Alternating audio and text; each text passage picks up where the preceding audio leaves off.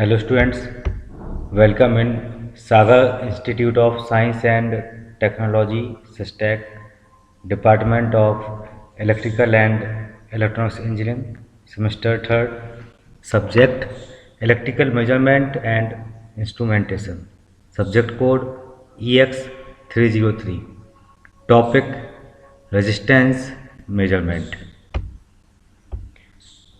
Resistance measurement. As we know that in every conductor have a internal resistance. कोई भी conductor हो उसका खुद का एक इंटरनल रेजिस्टेंस होता है. डिफरेंट रेजिस्टेंस की वैल्यूज़ इलेक्ट्रिकल सर्किट में और नेटवर्क में यूज होती हैं. इलेक्ट्रॉनिक्स सर्किट डिज़ाइन करने में भी रेजिस्टेंस यूज होते हैं. तो उन रेजिस्टेंस की वैल्यू कैसे फाइंड करना है, कैसे मेजर करना है,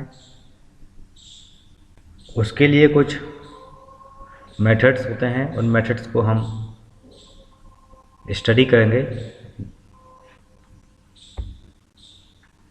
registers are used in many places in electrical circuit to perform a variety of useful tasks. Properties of resistances play an important role in determining performance specification for various circuit elements, including coils, binding, insulation, etc. Measurement of resistance is thus one of the very basic requirement in many working circuit machines, transformer and meters.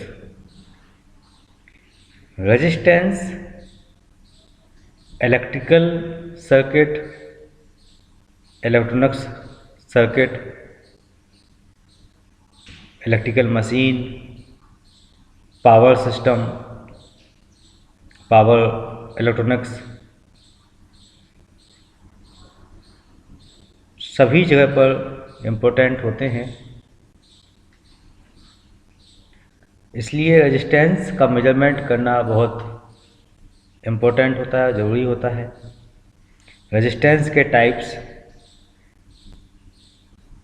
He was study in 12th class.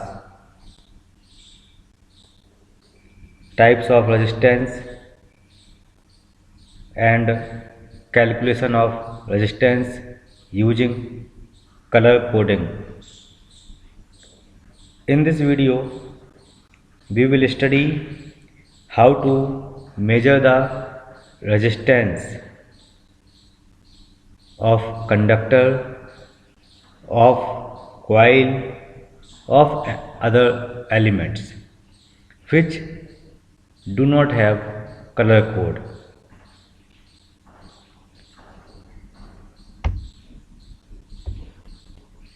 Resistance can be classified as follow. Low resistance. All resistances of the order less than 1 ohm may be classified as low resistance. In practice, such resistances can be found in copper winding in armature, ammeter shunt, contacts, switches. Jin resistance की value 1 ओम से कम होती है उन्हें हम low resistance की category में रखते हैं. कोई भी मशीन है उसमें बाइंडिंग्स होती हैं, ट्रांसफार्मर में बाइंडिंग होती हैं. कॉपर बाइंडिंग्स का रेजिस्टेंस जनरली 1 ओम से कम होता है. इसी तरीके से मीटर्स भी होते हैं उनकी भी वाइंडिंग्स होती हैं, उनमें भी रेजिस्टेंस कम होता है। हम अमीटर शंट की बात करें तो contacts means carbon contacts DC motor में लगे हुए होते हैं, उनका रेजिस्टेंस भी 1 ओम से कम होता है। स्विचेस सप्लाई को ऑन ऑफ करने के लिए स्विच यूज होते हैं, उनका रेजिस्टेंस भी 1 ओम से कम होता है। Medium resistance in the range of 1 ohm to 100 kilo ohm may be classified as medium resistance. Most of the electrical apparatus used in practice electronic circuit, carbon resistance and metal films resistance are found to have resistance value lying in this range. 1 ओम से 100 kilo ओम की range के resistance medium resistance कहलाते हैं। जो electronic circuit होते हैं, आप जो कार्बन रेजिस्टेंस देखते हैं, कलर कोडिंग होती है, जनरली वह रेजिस्टेंस 1 ओम से 100 किलो ओम के बीच में लाई करते हैं। High resistances higher than 100 kilo ohm are classified as high resistance. Insulation resistance in electrical equipments are expected to have resistance above this range. The above classifications are, however, not rigid but only from a guideline for the method of measurement to be adopted, which may be different for different class. अब low resistance, medium resistance, high resistance, अलग अलग resistance को major करने के लिए अलग अलग methods use करना होते हैं। अब हाई रेजिस्टेंस, दो resistance have value more than 100 kilo ohm are categorized under high resistance. जिन रेजिस्टेंस की वैल्यू 100 किलो ओम से ज़्यादा होती है उन्हें हम हाई रेजिस्टेंस की कैटेगरी में रखते हैं। कॉपर कंडक्टर के ऊपर जो इंसुलेशन होता है, दो कंडक्टर को इलेक्ट्रिकली आइसोलेट रखने के लिए भी हम इंसुलेशन का यूज करते हैं। वह insulation resistance generally 100 kilo ohm से ज़्यादा होता है।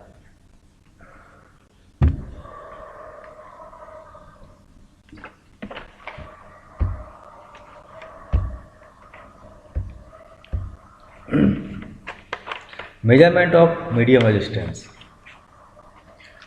Measurement of low resistance, measurement of medium resistance, measurement of high resistance, अलग अलग टाइप के रेजिस्टेंस होते हैं, उनका मेजरमेंट के मेथड भी अलग अलग होते हैं। आपके सिलेबस में जो टॉपिक्स हैं, जो मेथड दिए गए हैं, हम उनकी डिटेल में स्टडी करेंगे। Measurement of medium resistance, first one is ohmmeter method, second one is voltmeter ammeter method, third one is substitution method, and fourth one is Wheatstone bridge method. Medium resistance को major करने के लिए हमारे पास 4 measurement method होते हैं। Syllabus में हमारे पास वोल्टमीटर एमीटर मेथड है, व्हीटस्टोन ब्रिज मेथड है, इनकी स्टडी हम करेंगे।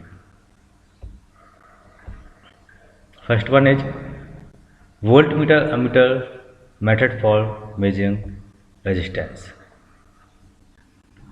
The voltmeter ammeter method is direct application of Ohm's law in which the unknown resistance is estimated by measurement of current I flowing through it and the voltage drop V across it. Then measured value of the resistance is Rm equal voltmeter reading upon ammeter reading V upon I. Voltmeter ammeter method Ohm's law का direct application है। Ohm's law होता है V equal to I into R. यहाँ से हम R की value निकालेंगे तो V अपॉन I मिलती है। हमें किसी भी सर्किट में रेजिस्टेंस फाइंड करना है तो हमें उस सर्किट का वोल्टेज और करंट पता होना चाहिए। तो हम एक वोल्टमीटर यूज करके वोल्टेज एंड अमीटर यूज करके करंट की रीडिंग नोट करेंगे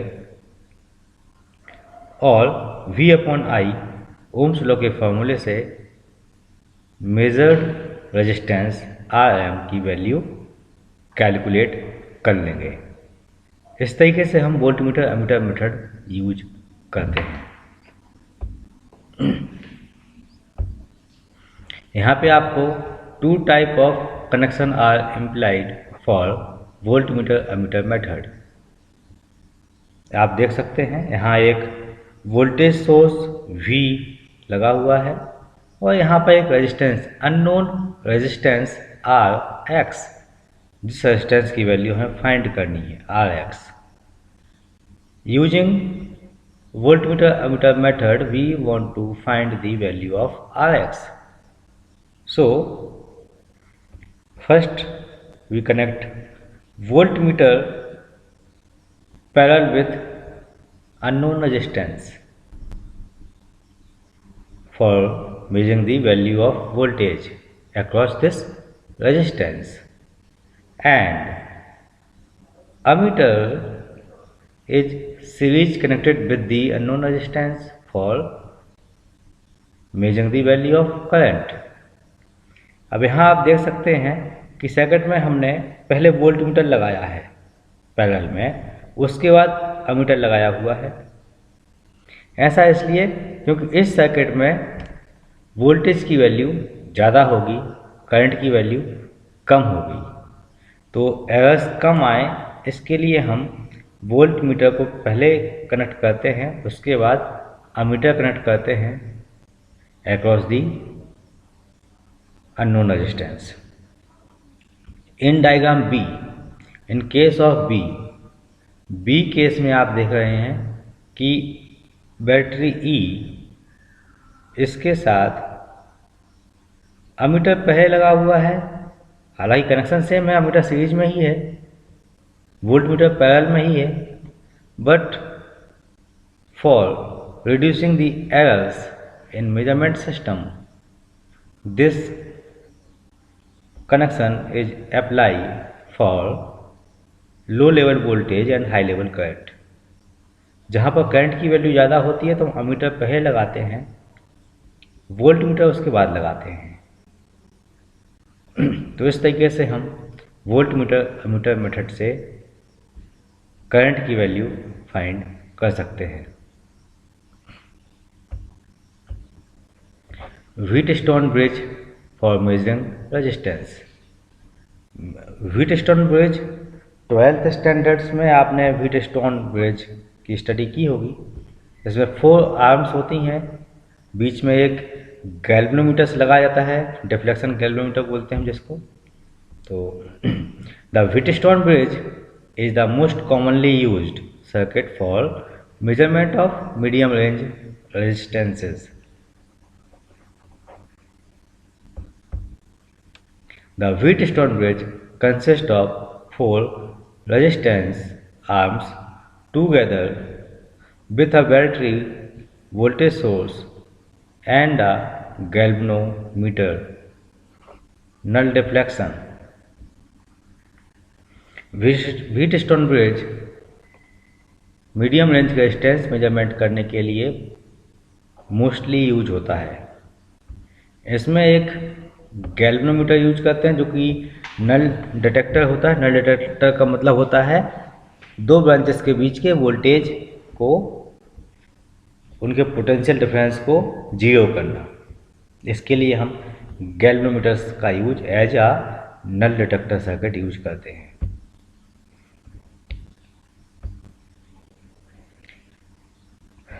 This is the circuit for Wheatstone bridge for measurement of unknown resistance. Point A, from this point unknown resistance Rx connected between A and B, resistance R3 connected between B and D, resistance R4 connected between D and C, variable resistance R2 connected between A and C.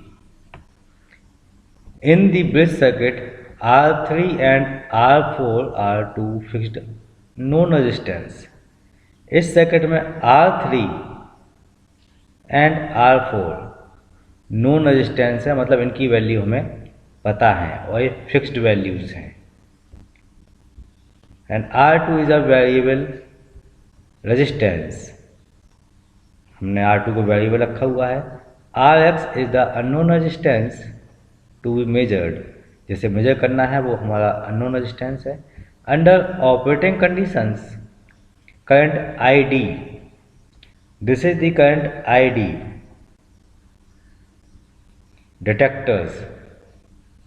कुछ books में यहाँ पर GB लिखा होगा IG means galvanometer currents, G हमने D लिखा हुआ है मतलब डिफ्लेक्टिंग करंट्स D। तो current ID through the galvanometer will depend on the difference in potential difference between node B and C। अब इस ID करंट की वैल्यू पोटेंशियल B, इस B पॉइंट पर पोटेंशियल कितना है और C पॉइंट पर पोटेंशियल कितना है इस पर डिपेंड करेगा। अगर B पॉइंट का पोटेंशियल ज़्यादा है, C पॉइंट का पोटेंशियल कम है, तो higher potential to lower potential current flow होगा इस डायरेक्शन में। इसके अपोजिट अगर C पॉइंट का पोटेंशियल ज़्यादा है, B पॉइंट का पोटेंशियल कम है, तो C से D की डायरेक्शन में एक करंट फ्लो होगा।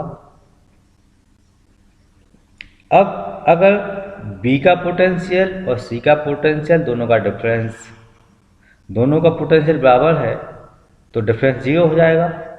जब डिफरेंस जीरो हो जाएगा तो करंट ना B से C की ओर जाएगा ना C से B की ओर जाएगा।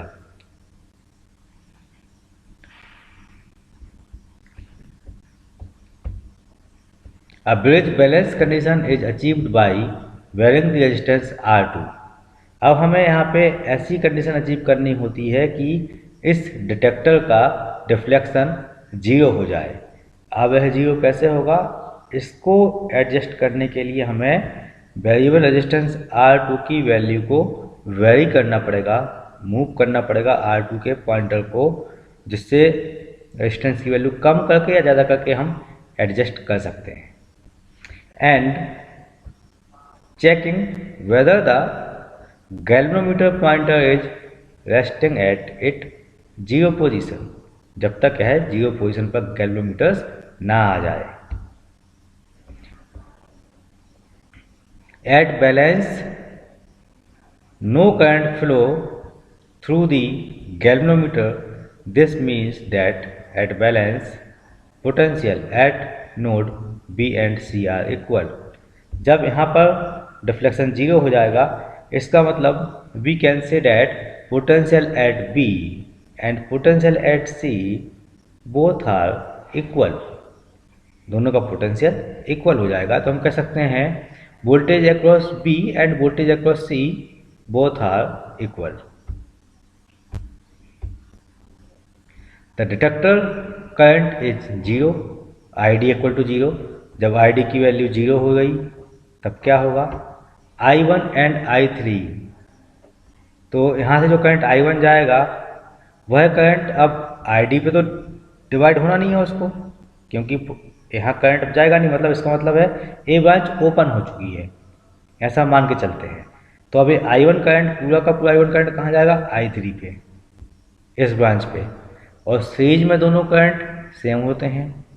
किसी भी ब्रांच, कोई ब्रांच अगर सीरीज में कनेक्टेड हैं तो उसमें फ्लो होने वाले करंट की वैल्यू सेम होती है। तो हम यहाँ से कह सकते हैं कि I1 equal to I3, same I2 equal I4। अब I2 करंट यहाँ से फ्लो होते हुए आगे जाएगा और ये करंट R4 रेजिस्टेंस से पास होगा। ये करंट भी D के पास नहीं जाएगा क्योंकि इसके लिए अभी ब्रांच ओपन हो चुकी है। तो I2 and I4 are same. Potential at node B and C are same, that is VV equal to VC। जब पोटेंशियल सेम है तो हम यहाँ बोल सकते हैं VV इक्वल टू VC। और in other words, voltage drop in the arm AB, the voltage drop across arm AC, VAB equal VAC, and voltage drop in the arm BD equals the voltage drop across the arm CD, VBD equal VCD, VBD मतलब इस branch के across का voltage equal to VCD, इस branch का equal voltage. From relation VAB equal VAC, VAB equal VAC, इस branch का voltage इस branch के वोल्टेज से इक्वल हो जाएगा, इस ब्रांच का वोल्टेज इस ब्रांच के वोल्टेज के इक्वल हो जाएगा। फ्रॉम अब I1 into RX equal I1 into R2, आप देख सकते हैं I1 इंटू RX मतलब इस ब्रांच का voltage V equal to I into R होता है ओम्स लॉ से। तो V equal to I into R, तो I का मतलब यहाँ के लिए I1, R का मतलब यहाँ के लिए RX। तो I1 R1 इक्वल टू इस ब्रांच का वोल्टेज मतलब V equal to I into R यहाँ पर भी, तो यहाँ पे I का मतलब I2, R का मतलब R2, तो I2 इंटू R2। तो यहाँ से हमारे पास I1 RX equal to I2 R2 मिल जाएगा। At balance null positions, since the galvanometer carries no current, it as if act as if open circuit. So here I1 equal I3 equal E1 upon Rx plus R3 and I2 equal I4 equal E1 upon R2 plus R4। From our equations दोनों चीज़ें equal हो जाएंगी आपस में। तो E upon RX plus R3 into RX equal E upon R2 plus R4 into R2। Here RX plus R3 upon RX, R2 plus R4 upon R2। In next line RX upon R3, RX minus 1 equal R2 plus R4 upon R2 minus 1। From these equations we get Rx upon R2 equal R3 upon R4। Now Rx equal R2 into R3 upon R4. This is the finally derived equation for calculating the unknown resistance Rx using Wheatstone bridge। Rx equal to R2 into R3 upon R4। Next one is Kelvin double bridge। Kelvin double bridge method is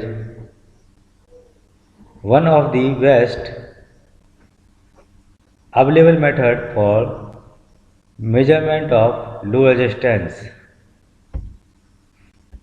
It is actually a modification of the Wheatstone bridge, in which the error due to contact and lead resistance can be eliminated। Kelvin double bridge incorporates the idea of a second set of ratio arms, namely P and Q, and hence the name double bridge. Kelvin double bridge Wheatstone bridge का modifications form है। इसमें एक branch हमने अलग से add की हुई होती हैं, जिसमें P और Q ब्रांचेस का सेट होता है, वो हम अलग से ऐड करते हैं, इसलिए इसे हम डबल ब्रिज कहते हैं, Kelvin double bridge. This is the diagram of Kelvin double bridge. इसमें आप देख सकते हैं P Q R S 4 branches यहाँ पर भी हैं। अब इसमें हमने स्मॉल p और स्मॉल q ब्रांचेस को अलग से ऐड किया हुआ है। यहाँ आप देखिए, वहाँ पे भी डिस्टेंस एक था P Q, यहाँ पे R, यहाँ पे S, 4 ब्रांचेस हैं। इन 4 ब्रांचेस के अलावा हमने इसमें एक स्मॉल p और स्मॉल q अलग से ब्रांच ऐड की हुई है। X is the unknown low resistance to be measured. अब यहाँ जो आपको X दिख रहा है, ये अननोन रेजिस्टेंस है जिसकी वैल्यू हमें मेजर करनी है। And S is the non value standard low resistance. जो ये S है, AS वेरिएबल वैल्यू है, स्टैंडर्ड है, जो कि हमारे पास नॉन वैल्यू है इसकी। Small r is very low resistance. Small r, यहाँ पर ये रेजिस्टेंस की वैल्यू शो नहीं हो रही है, ये बहुत स्मॉल अमाउंट रेजिस्टेंस यहाँ पर लगा हुआ है। Connecting lead use connect to unknown resistance X to the standard resistance S। All other resistance P, capital Q, small p and small q are of medium range. और ये P Q, small p, small q ये medium range resistances हैं। Balance in the bridge is achieved by adjusting S की value को adjust करके हम यहाँ पर बैलेंस अचीव करेंगे। मतलब यहाँ पर B और A के बीच में कोई करंट फ्लो नहीं होना चाहिए, ना B से A की डायरेक्शन में, ना A से B की डायरेक्शन में। Under balance condition, potential at the node A and B must be equal in order that the galvanometer G null deflection, since at balance no current flow through the galvanometer, it can be considered to be open circuited.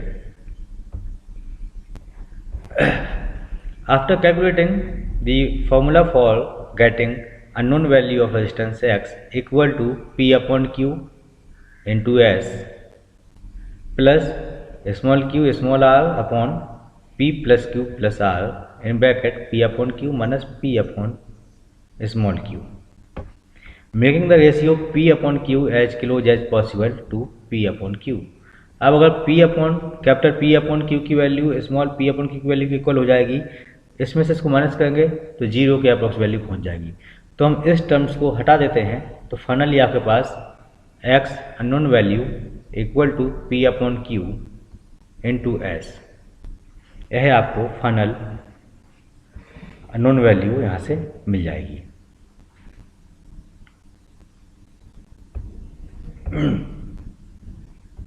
Loss of charge method for resistance measurement. Next method है loss of charge. Loss of charge method for high resistance measurement. अब high resistance measurement के लिए हम loss of charge method use करते हैं। अब आप देखिएगा, इसमें बुक्स में आपके सिलेबस में लॉस ऑफ चार्ज मेथड दिया गया है for measurement of high resistance. The resistance to be measured is connected directly across a DC voltage source in parallel with a capacitor। अब जिस एलिमेंट का रेजिस्टेंस फाइंड करना है, उस रेजिस्टेंस को DC सोर्स के साथ डायरेक्ट पैरेलल कनेक्ट कर देते हैं हम, और उसके साथ एक कैपेसिटर भी पैरेलली कनेक्ट कर देते हैं। The capacitor is charged up to a certain voltage and then discharged through the resistance to be measured। पहले कैपेसिटर चार्ज हो जाता है, फिर उसके बाद जो रेजिस्टेंस लगा हुआ है उस रेजिस्टेंस के थ्रू कैपेसिटर डिस्चार्ज हो जाता है। The terminal voltage across the resistance capacitance parallel combination is recorded.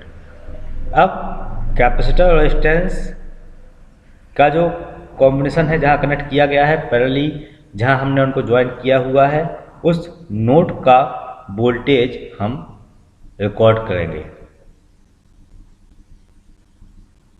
The terminal voltage across the resistance capacitance parallel combination is recorded for a pre defined period of time. हम एक time decide कर लेते हैं कि उस 1 second के लिए हम रिकॉर्ड करेंगे कि कितना वोल्टेज वहाँ पर ड्रॉप हुआ, कितना वोल्टेज वहाँ पे हमको मिल गया, with the help of a high resistance voltmeter, electrostatic voltmeter और digital electrometers. Value of unknown resistance is calculated from the discharge time constant of the circuit. अब रेजिस्टेंस डिस्चार्ज होने में कितना टाइम लेगा है, मतलब रेजिस्टेंस कैपेसिटर के voltage को कंज्यूम करेगा, अब्जॉर्ब करेगा और हीट के फॉर्म में डिसिपेट होगा, क्योंकि रेजिस्टेंस एनर्जी कंज्यूमेबल डिवाइस होती है। रेजिस्टेंस एनर्जी को कंज्यूम करता है और हीट के फॉर्म में डिसिपेट कर देता है। तो रेजिस्टेंस कैपेसिटर के वोल्टेज को, कैपेसिटर की एनर्जी को कितने टाइम में डिसिपेट करता है, उस कैलकुलेशंस के अकॉर्डिंग हमें पता चल जाता है कि रेजिस्टेंस की वैल्यू कितनी है। रेजिस्टेंस ज़्यादा होगा तो जल्दी डिसिपेट कर देगा, रेजिस्टेंस कम होगा तो वो टाइम लेगा। Operation of the loss of charge method can be described by the schematic circuit diagram. The unknown resistance capital R to be measured is connected across the capacitor C and their parallel combination is connected to the DC voltage source. Let the capacitor is initially charged up to a voltage of capital V, which is while the switch is on, kept on. जब supply का switch on होता है तब capacitor V से charge, capital V से charge हो जाएगा। Once the switch is turn off, अब स्विच को हम टर्न ऑफ कर देंगे। The capacitor start to discharge, अब कैपेसिटर डिस्चार्ज होना शुरू हो जाएगा through the resistance R। During discharge process the voltage V, small v, across the capacitor at any instant time of t। मान के चलते हैं हम कि स्विच ऑन किया तो वोल्टेज सोर्स की हेल्प से कैपेसिटर फुल चार्ज हो गया और फुल चार्ज होने की वैल्यू हमने ले ली कैपिटल V। अब स्विच को ऑफ कर दिया। During of position off switch capacitor will discharge through the resistance. जब स्विच ऑफ है तब कैपेसिटर रेजिस्टेंस के थ्रू डिस्चार्ज होना चालू होगा। और हमने for calculation purpose time decide कर दिया कि हम 1 सेकेंड की बात करेंगे, 2 सेकेंड की बात करेंगे। तो उस 1 सेकेंड में कैपेसिटर कितना डिस्चार्ज हो गया है, आफ्टर 1 सेकेंड हम फिर से वोल्टेज मेजर करेंगे। उस टाइम जो वोल्टेज आएगा उसको हमने बोला स्मॉल v, स्मॉल v। तो यहाँ पर आप देख सकते हैं R मेजर रेजिस्टेंस, ए रेजिस्टेंस मेजर रेजिस्टेंस जिसकी वैल्यू हमें मेजर करनी है। इसके पैरेलल में हमने एक कैपेसिटर लगा दिया C, इनके साथ में पैरेलल में एक वोल्टमीटर भी लगाया हुआ है V। हमने स्विच को ऑन किया, सपोज ये स्विच हमने यहाँ से ऑन किया। जब स्विच ऑन करेंगे तो इस वोल्टेज का पोटेंशियल पूरा का पूरा कैपेसिटर के पास जाएगा, कैपेसिटर चार्ज हो जाएगा। जितनी वोल्टेज सोर्स की है उसी वोल्टेज के साथ कैपेसिटर भी चार्ज हो जाएगा, सेम वोल्टेज कैपेसिटर के पास पहुंच जाएगा। अब हम तो जब एक वोल्टेज कैपेसिटर के पास पहुंच गया है पूरा वोल्टेज, उसको हमने नेम दिया कैपिटल V। अब स्विच को हमने ऑफ कर दिया। स्विच जब ऑफ हो जाएगा अब कैपेसिटर से करंट रेजिस्टेंस के थ्रू फ्लो होगा और इस सर्किट में करंट फ्लो होता रहेगा। करंट फ्लो होगा, रेजिस्टेंस के पास जाएगा, रेजिस्टेंस हीट के फॉर्म में एनर्जी को डिसिपेट करता जाएगा और वोल्टेज ड्रॉप होता जाएगा। तो जब करंट फ्लो होता है आई, रेजिस्टेंस की वैल्यू समथिंग कुछ ना कुछ होगी यहाँ पे, तो I into I equal to V, मतलब वोल्टेज ड्रॉप यहाँ पे मिलेगा। जब वोल्टेज ड्रॉप मिलेगा तो यहाँ के वोल्टेज से यहाँ का वोल्टेज माइनस, तो वह वोल्टेज आपको जो माइनस हो गया उसके बाद वोल्टेज आपको यहाँ मिल जाएगा। तो आफ्टर 1 सेकेंड कितनी हीट यहाँ पे हो गया रेजिस्टेंस, कितना इसने वोल्टेज ड्रॉप किया, उसके बाद यहाँ जो वोल्टेज मिलेगा उसको हमने बोल दिया स्मॉल वी। अब इस मेजर रेजिस्टेंस, इस मेजरेंट रेजिस्टेंस की वैल्यू हमारे पास क्या आ जाएगी, R इक्वल टू टी, कितने टाइम हमने कैलकुलेट किया, C कैपेसिटर का capacitance value log E in bracket V capital V upon V। इस फॉर्मूले से हम रेजिस्टेंस की वैल्यू फाइंड कर लेंगे। Thank you for watching this video.